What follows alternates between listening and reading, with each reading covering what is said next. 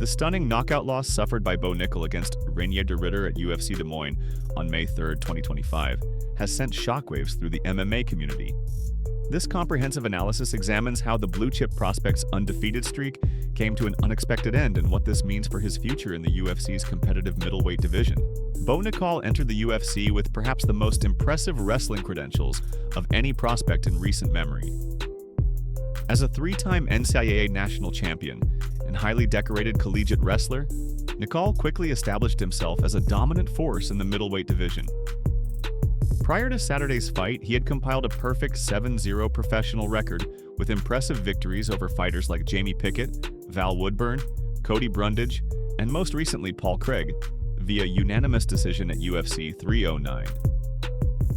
The hype surrounding Nickal was substantial. UFC matchmakers had been careful with his development, gradually increasing the level of competition as he showcased his abilities. His wrestling pedigree combined with developing striking skills made him one of the most touted prospects in the promotion. Many fans and analysts were already discussing his championship potential before he had faced top-ranked competition. However, everything changed on May 3rd when Nickal stepped into the octagon against Reinier de Ridder, a former Division I championship title holder with a 19-2 record entering the bout. What unfolded would significantly alter the trajectory of Nickal's career and shake up the UFC middleweight division. The matchup initially raised eyebrows among MMA insiders. De Ridder himself expressed surprise at being matched with Nickal at this stage, stating, "I believe he's not there yet. I'm going to prove that." This statement would prove prophetic as the fight unfolded at Wells Fargo Arena in Des Moines.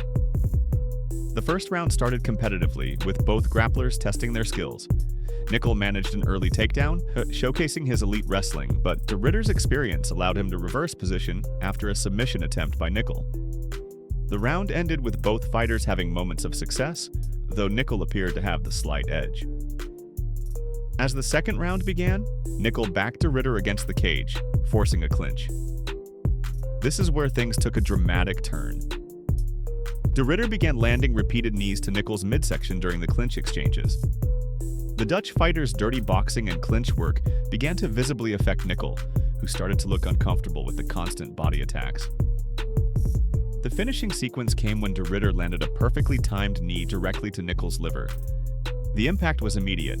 Nickal crumpled to the canvas, unable to continue, giving De Ridder the TKO victory that shocked the MMA world. Examining the fight closely reveals several key factors that contributed to Nickal's first professional defeat. 1. Underestimating clinch dangers. Despite his wrestling prowess, Nickal seemed unprepared for De Ridder's clinch offense. The Dutch fighter used his height and reach advantages effectively, landing damaging knees while controlling distance. Nickal repeatedly initiated clinch exchanges without adequately protecting his midsection, leaving him vulnerable to the body attacks that eventually ended the fight. 2. Weight-cutting concerns. In the lead-up to the fight, Nickal had mentioned he would be cutting a substantial amount of weight just a week before the bout. This aggressive weight cut may have compromised his durability, particularly to body shots. Fighters who deplete themselves severely are often more susceptible to liver shots, which is exactly what finished the fight. 3rd, experience gap. While Nickal's wrestling credentials are impeccable, his MMA experience pales in comparison to De Ridder's. The Dutchman entered the bout with 21 professional fights compared to Nickal's 7, having competed against elite competition across multiple weight classes in one championship. This experience gap was evident in how De Ridder managed distance and capitalized on opportunities in the clinch. 4th, striking defense vulnerabilities. Throughout his UFC career, Nickal has shown steady improvement in his striking, but defensive gaps remained. De Ridder exploited these gaps with effective dirty boxing in the clinch. As noted by analysts reviewing the fight, Nickal's habit of backing straight up against the cage without adequate head movement or counter-striking made him predictable. Following the stunning defeat, Nickal has maintained a dignified approach. Taking to Instagram, Nickal broke his silence with a simple yet powerful message. "Grateful for the highs and lows, I'll be back." This statement demonstrates his resilience and suggests he's already looking toward recovery and improvement.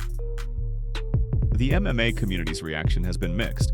Critics who believe Nickal was being overhyped have used this result to validate their skepticism about his rapid push toward the top of the division. However, many fighters and coaches have expressed support, including former two-division champion Henry Cejudo, who wrote, "The wrestling world has taken a hit today. Keep your head up at Nickal, this is not the end. I got finished by Demetrius Johnson with a similar body shot, and I went on to avenge that loss and become champion. You are capable of doing the same. Get back on your horse, brother." De Ridder, meanwhile, has capitalized on his victory by immediately calling out former middleweight champion Sean Strickland, stating he now wants to fight the best American striker after defeating America's best wrestler. This call-out positions De Ridder for a potential high-profile bout that could accelerate his climb up the middleweight rankings. What's next for both fighters? Reinier de Ridder's path. Forward for De Ridder, the victory over Nickal represents a major breakthrough in the UFC. As a fighter who entered the promotion with significant achievements and won championship, this win validates his skills at the highest level of MMA and immediately establishes him as a legitimate contender in the middleweight division. His call-out of Sean Strickland makes strategic sense. Strickland is coming off a loss to champion Dricus du Plessis and needs a high-profile opponent to remain relevant in the title picture. A matchup between these two would present an intriguing style clash. De Ridder's grappling prowess against Strickland's technical boxing and pressure fighting. De Ridder already occupied the number 13 ranking in the middleweight division prior to this win.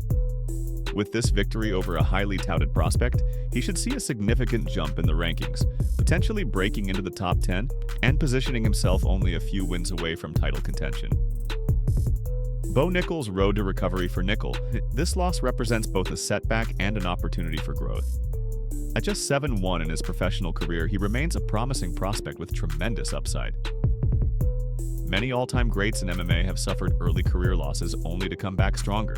Georges St-Pierre, Anderson Silva, and more recently current heavyweight champion Jon Jones all rebounded from defeats to reach the pinnacle of the sport. The key for Nickal will be addressing the technical deficiencies exposed in this fight, particularly his defensive vulnerabilities in the clinch and his reaction to body shots. His elite wrestling base remains an incredible foundation to build upon. From a matchmaking perspective, the UFC will likely take a step back with Nickal, giving him an opportunity to regain momentum against a ranked, but less dangerous opponent. Potential matchups could include fighters in the 10 to 15 range of the middleweight rankings who would present a challenge while allowing Nickal to showcase his improvements. Bo Nickal's first professional loss serves as a reminder of the unforgiving nature of MMA and the dangers of rushing a prospect's development. The UFC's middleweight division remains one of the most competitive in the sport, and this result demonstrates that even the most talented prospects need time to develop their complete skill set. For fans of Nickal, this setback should be viewed in perspective. At just 7-1, his career is still in its early stages. The technical deficiencies exposed by De Ridder are fixable, and his wrestling foundation provides a tremendous base to build upon. Whether Nickal can make the necessary adjustments and return stronger will be one of the most compelling storylines in the middleweight division over the coming year.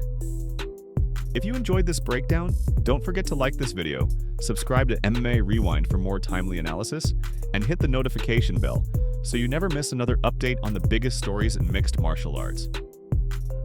Drop your thoughts in the comments below. Do you think Bo Nickal will bounce back stronger, or has this loss exposed fundamental flaws in his game? Thanks for watching.